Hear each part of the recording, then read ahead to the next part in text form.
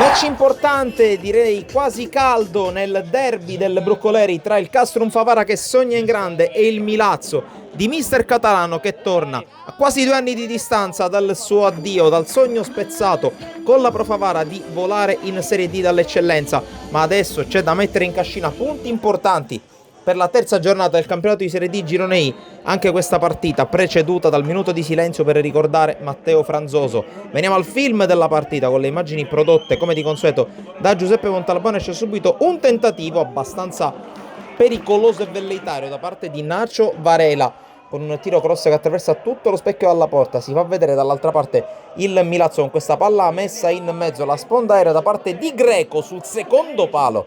Non riesce ad intervenire Franchina con la sfera che termina a pochi passi dal palo. Dall'altra parte ancora un tentativo da parte di Gabriele Franchina. Rimane ancora una volta fermo Lauritano. Qui intanto colpo di testa e poi miracolo. 2 miracoli clamorosi da parte di Giovanni Mileto. Prima sul colpo di testa di Tripicchio, poi sul tentativo aereo di Varela ad un passo dal gol il Favara. Ma che pericolo e che salvataggi da parte del portiere del Milazzo, che qui vede la palla sibilare ancora una volta pericolosamente in area, senza che però nessun giocatore oggi in tenuta bianca riesca a trovare la porta. Poi conclusione tentata da Kosovan, per poco non arriva e spaccata Nacho Varela.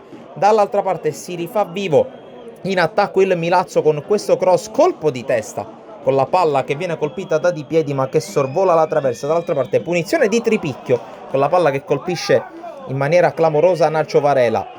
Qui prova ad allontanare, siamo già con le immagini al secondo tempo, la difesa del Milazzo. Conclusione dalla distanza da parte di Schembari con palla che viene bloccata facilmente da Mileto. Prova dall'altra parte a farsi vedere Franchina che controlla, scodella in mezzo il pallone, colpo di testa con la palla che sorvola la traversa da parte di Di Piedi. Sarà ben più pericoloso, sempre di testa Greco, tutto solo sui sviluppi di un calcio d'angolo. Ma occhio a quello che accade al minuto 72. Attacca il Favara con questo tentativo del subentrato Alberto Leone, entrato nella ripresa al posto di un Piazza un po' spento, ma nell'azione successiva cerca la giocata all'interno dell'area. Loduca viene steso secondo il direttore di gara, il signor Montevergine di Ragusa, e calcio di rigore. Il pallone non può che prenderselo lui, Nacho Varela, il quale conta i passi, guarda Mileto e lo batte con un tentativo imparabile alla sinistra del portiere. Castrum Favara in vantaggio a poco più di un quarto d'ora dalla fine. Si gode ancora una volta lo spettacolo dei suoi tifosi